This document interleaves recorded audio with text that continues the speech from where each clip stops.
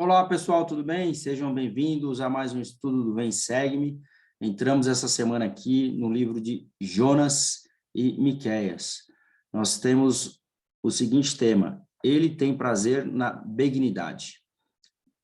Estudaremos os seguintes tópicos: o Senhor é misericordioso com todos que se voltam para Ele. Todos os filhos de Deus precisam ouvir o Evangelho. O que o Senhor pede de ti? Amor, exemplo e testemunho. Então, esses são os tópicos que nós estudaremos, e eu convido você a se inscrever nesse canal se você gostar da mensagem, compartilhe essa mensagem. Nós vamos aprender sobre a história de Jonas, a importância de compartilhar o evangelho, e a maneira que você tem de fazer é clicando aqui no like, compartilhando, deixando sua mensagem aqui no final. Você vai estar sendo um exemplo e colocando em prática esses ensinamentos que nós vamos aprender aqui sobre os ensinamentos de Jonas. Bom, vocês perceberam que eu atrasei um pouquinho para publicar esse vídeo aqui, que eu estava com um probleminha de saúde, na verdade com uma tosse, eu não estava conseguindo gravar, fiz aí todos os exames, eu estou bem de saúde, espero conseguir gravar aqui, que tudo possa dar certo. Então, desculpe o atraso, mas está saindo aqui, mesmo com atraso, mas está saindo o nosso vídeo semanal. Bom, Jonas. Vamos aprender aqui quem é o Jonas, o profeta do Velho Testamento, chamado pelo Senhor para pregar o arrependimento à cidade de Nínive. Livro do Velho Testamento que relata uma experiência da vida de Jonas. Provavelmente, Jonas não escreveu pessoalmente o livro. O enfoque principal do livro é que Jeová reina em toda a parte e não limita o seu amor a apenas uma nação ou povo. No capítulo 1, o Senhor chamou Jonas para pregar em Nínive. Ao invés de obedecer, Jonas fugiu em um barco e foi engolido por um grande peixe. No capítulo 2, ele orou ao Senhor e o peixe vomitou na praia. O capítulo 3 registra que Jonas foi a Nínive e profetizou a sua queda. Todavia, o povo arrependeu-se. No capítulo 4, o Senhor repreendeu Jonas por zangar-se por ter o Senhor salvo aquele povo. Jesus ensinou que Jonas, ter sido engolido por um peixe, foi um símbolo de sua morte e ressurreição. Então, olha só que interessante esse livro de Jonas do Velho Testamento. Aqui já é um resumo do livro de Jonas, um resumo bem interessante, onde nós vamos aprender aqui mais para frente alguns ensinamentos a respeito desse livro. Vamos aprender também sobre Miqueias. Miqueias foi um profeta do Velho Testamento, natural de Moresete Gat, na planície de Judá, o qual profetizou quando reinava Ezequias. Miqueias, ele é o único livro do Velho Testamento que menciona Belém como sendo o lugar onde nasceria o Messias. Então, aqui a gente vê que ele foi o único profeta que falou aonde nasceria Jesus Cristo. No livro do Senhor, aconselhou o seu povo e relembrou-os de sua bondade para com eles no passado. Ele pediu-lhes que fossem justos, misericordiosos e humildes. Então, nós vamos aprender sobre isso também.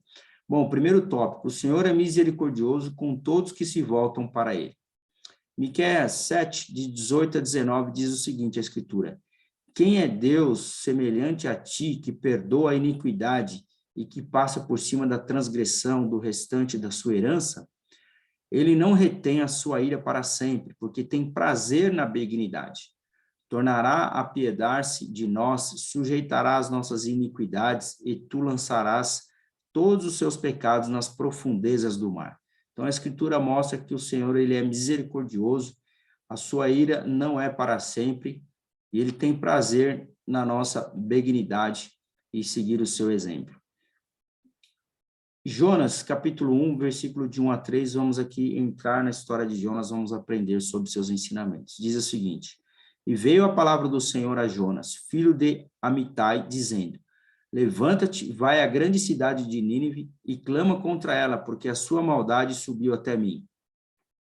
E Jonas se levantou para fugir de diante da face do Senhor para Tarsis, e desceu a Jope e achou um navio que ia para Tarsis, e pagou a sua passagem e desceu para dentro dele para ir com eles para Tarsis, para longe da face do Senhor. Então, olha só o que aconteceu aqui.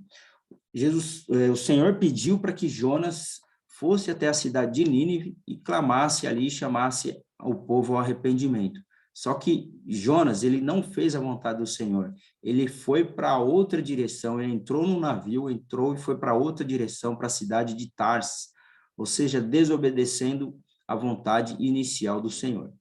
E aconteceu o quê? No capítulo 4, no versículo 4 e 5, diz assim: mas o Senhor lançou ao mar um grande vento, e fez-se no mar uma grande tempestade, e o navio estava para quebrar-se.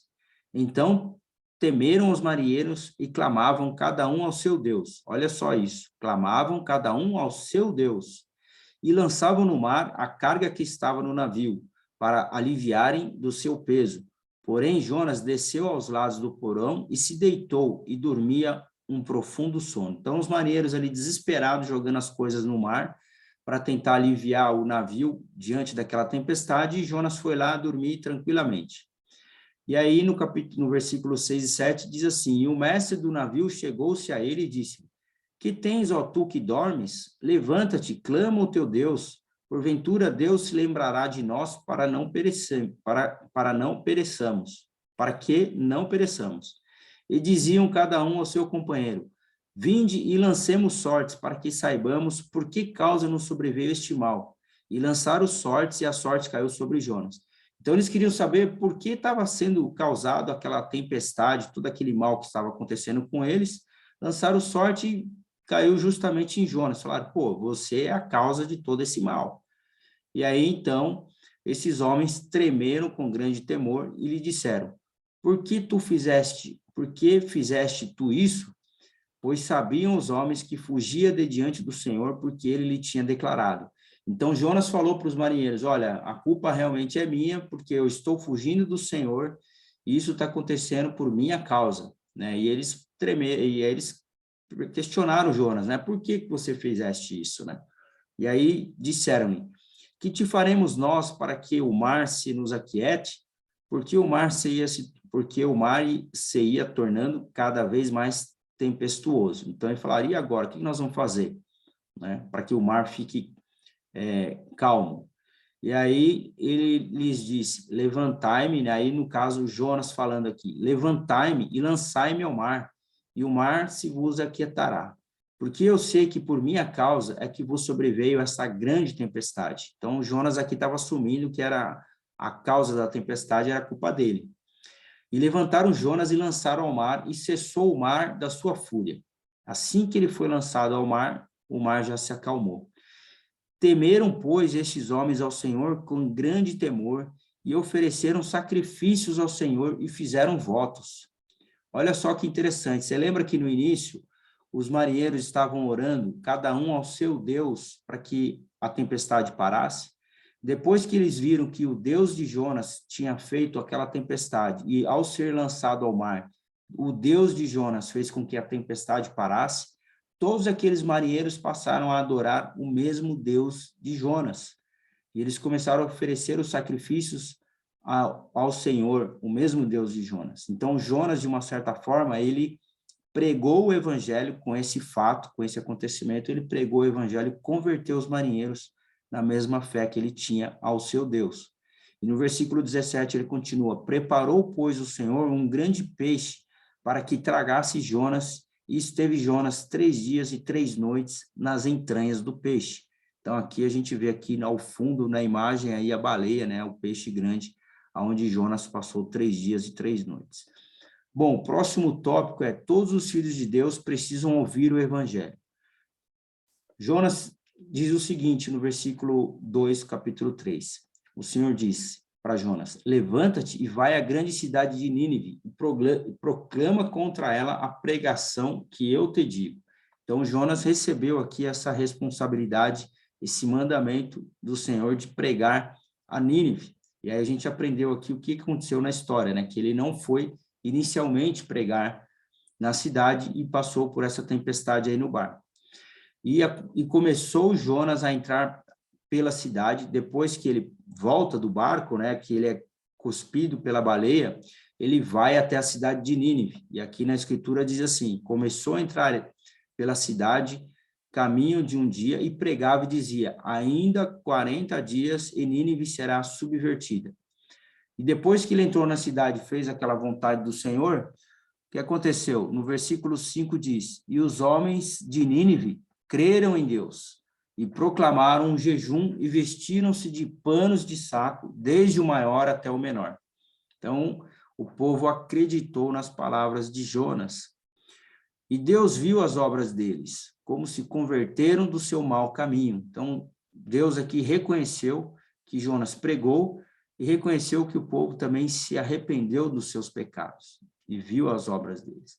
E aí a gente encontra no livro de Mórmon, no livro de Mosias, uma história semelhante a essa, quando diz o seguinte, no capítulo 28, versículo 1 diz assim, e aconteceu que depois que os filhos de Mosias fizeram todas essas coisas, reuniram um pequeno grupo e voltaram para junto de seu pai, o rei, e pediram-lhe que lhes concedesse licença para subirem, juntamente com os que haviam escolhido a terra de Nefe, para pregarem as coisas que haviam ouvido e comunicarem a palavra de Deus aos seus irmãos, os lamanitas.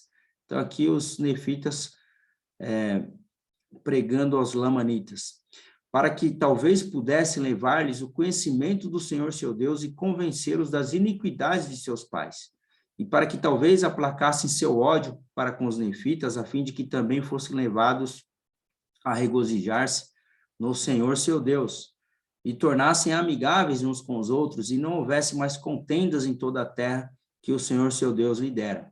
Então, aqui nós vemos, aqui no livro de Mórmon também, um exemplo de um momento onde um povo, né, os nefitas, se reuniram ali para poder pregar o evangelho e chamar o povo lamanita ao arrependimento.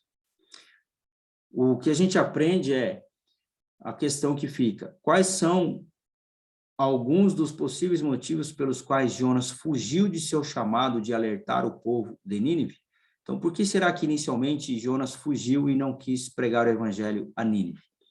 Então, essa é a questão que eu faço para você. Será que ele estava envergonhado? Será que ele tinha vergonha? Será que ele estava com preguiça? Qual era o motivo que fez com que ele não chamasse o povo ao arrependimento? Né? Ele demorou fazer isso, ele não foi de imediato, ele não fez a vontade do Senhor de imediato.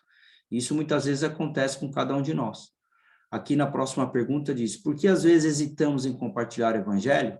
Então, aqui na última conferência que teve, nós fomos convidados a compartilhar o evangelho com as pessoas, a entregar um livro de Mórmon para as pessoas. E o que será que nos impede de fazer isso? Qual é o problema que nós temos em pegar um livro de Mórmon, entregar a uma pessoa, prestar o nosso testemunho e compartilhar o evangelho deste outro testamento de Jesus Cristo? Então, é isso que nós precisamos fazer. Então, a história de Jonas ensina que Jonas ele não cumpriu a vontade do Senhor de imediato, mas ele compartilhou e fez isso numa segunda oportunidade. E muitas vezes nós podemos estar agindo da mesma maneira, não fazendo as coisas de imediato, tardando em fazer a vontade do Senhor. Então, essa é a questão que a gente coloca aqui para que nós possamos ponderar. Próximo tópico é, o que o Senhor pede de ti? Então, o que o Senhor pede de cada um de nós? Em Miqueias, capítulo 6, 6 a 7, diz assim, com que me apresentarei ao Senhor e me inclinarei ao Deus Altíssimo? Apresentar-me-ei com holocaustos, com bezerros de um ano? Agradar-se-á ao Senhor de milhares de carneiros, de 10.000 ribeiros de azeite? Darei o meu primogênito pela minha transgressão? O fruto do meu ventre pelo pecado da minha alma? Então, será que é preciso fazer sacrifícios ou holocaustos para poder se apresentar ao Senhor? Então, Miqueias está levantando todas as possibilidades aqui da maneira com que nós devemos nos preparar para se apresentar. E aí ele vem com a resposta no versículo 8. E ele te declarou, ó homem, o que é bom, e o que o Senhor pede de ti, senão que pratiques a justiça e ames a benevolência, e andes humildemente com o teu Deus. Então é isso que o Senhor espera de cada um de nós. Ele não espera nem sacrifícios, nem holocaustos, né, nem sacrifícios de animais, como era feito antigamente, mas senão que nós pratiquemos a justiça, ames a benevolência, e que andemos humildemente no caminho de Deus. Para finalizar, eu convido você a ficar aqui comigo, que eu já estou terminando. Eu quero deixar esse último tópico, que é o amor, exemplo e testemunho. É a mensagem do presidente Henry Biar. Ele diz assim, depois de abordar a advertência feita por Jonas ao povo de Nínive, o presidente Henry Biar contou uma experiência em que sua mãe lhe deu um alerta. Ainda me lembro do modo terno com que minha mãe falou comigo numa tarde de sábado, quando eu, menino, depois de ter lhe pedido permissão para fazer algo que achava ser razoável, mas que ela sabia ser perigoso. Ainda me admiro com a capacidade que lhe foi concedida, creio que pelo Senhor, de conseguir me dissuadir com tão poucas palavras. Pelo que me lembro, ela disse, acho que você poderia fazer isso, mas a escolha é sua. A única advertência estava na ênfase com que ela colocou nas palavras, poderia e escolha. Então, ela colocou uma ênfase nessa palavra, poderia e escolha. Mas aquilo foi o suficiente para mim. A capacidade que ela teve de me advertir com tão poucas palavras era decorrente de 3 coisas que eu sabia a respeito dela. Primeiro, eu sabia que ela me amava. Segundo, eu sabia que ela já havia feito o que queria que eu fizesse e que tinha sido abençoada por fazê-lo. E terceiro, ela me havia transmitido seu firme testemunho de que a escolha que eu teria de fazer era tão importante que o Senhor me diria o que fazer se eu perguntasse a ele. Amor, exemplo e testemunho. Esses foram os pontos chaves naquele dia. Então, essa história aqui, que é a mensagem para finalizar do presidente Henry B. Eyring. Eu convido você a ficar aqui comigo para compartilharmos a próxima aula. Estudaremos sobre os profetas Naum, Abacuque, Sofônias. E o tema será: os seus caminhos são eternos. Nós estudaremos os seguintes tópicos: o Senhor é poderoso e misericordioso, podemos confiar na vontade do Senhor no tempo dele, o Senhor se alegrará com o seu povo em Sião, fé significa confiar na sabedoria, na compaixão e no tempo de Deus. Então, esses são os tópicos que nós vamos aprender. Eu convido você a estar aqui comigo na semana que vem. Obrigado por estar aqui comigo até o final desta aula, uma aula muito interessante. Eu convido você a compartilhar e deixar aqui o seu comentário. Muito obrigado a todos, um forte abraço, até a semana que vem.